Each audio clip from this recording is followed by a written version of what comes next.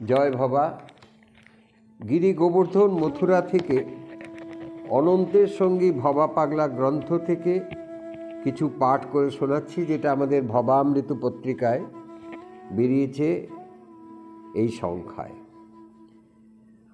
ভবা বলতেন, খবরে গেলে গোবরে গেলাম। ঠাকুর রামকৃষ্ণ বলতেন না, যশ প্রতিষ্ঠা সুকরি বিষ্ঠা।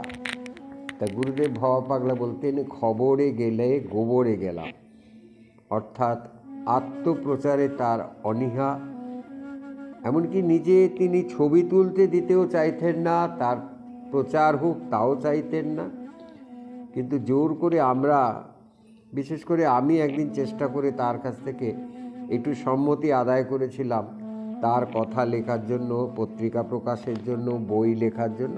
তাই করে যাচ্ছি। ভবা পাগলার রাগ জলের দাগ। আমি সব সময় আনন্দ থাকি। মাঝে মাঝে তাকে রাগ করতে দেখা যেত, কিন্তু জলের ওপর একটা লাঠি টেনে দিলে যেমন একটা দাগ পড়ে আর মুহূর্তে মিলিয়ে যায়, সেই রকমই ভবা পাগলার রাগ জলের দাগ।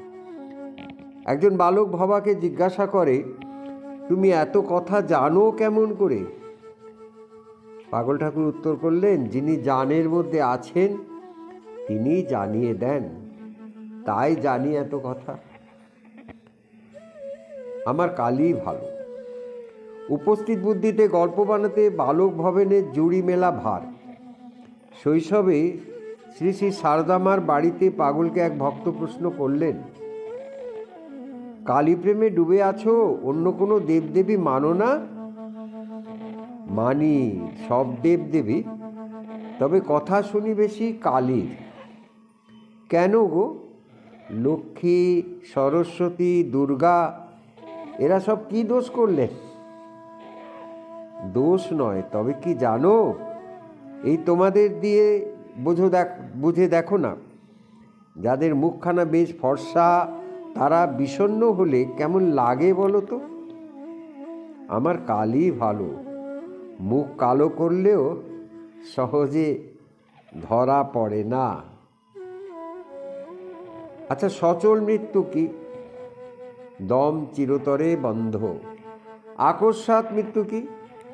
হার্ট ফেল বা সর্পদংশন। অমর হওয়া যায় কিসে? ভগবত চিন্তা ও ভগবানে অটল বিশ্বাসে। ভগবান কোথায় থাকেন? সর্বস্থানে। এ অতীব সত্যবাণী। ভবা পাগলা বলছেন, আমি যেদিকে চাই দেখিতে যে পাই, মাগো তুমি তো রয়েছো দাঁড়ায়।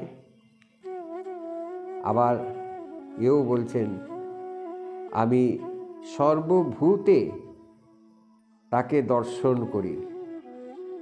বহুজনার মাঝে মাগো তোমায় আমি দেখতে পাই, নইলে ইমা অমন করে পাগল হয়ে গান গাই। আজকে পাগলের এই কটা কথা শোনালাম। জয় ভবা। আবার আগামীকাল।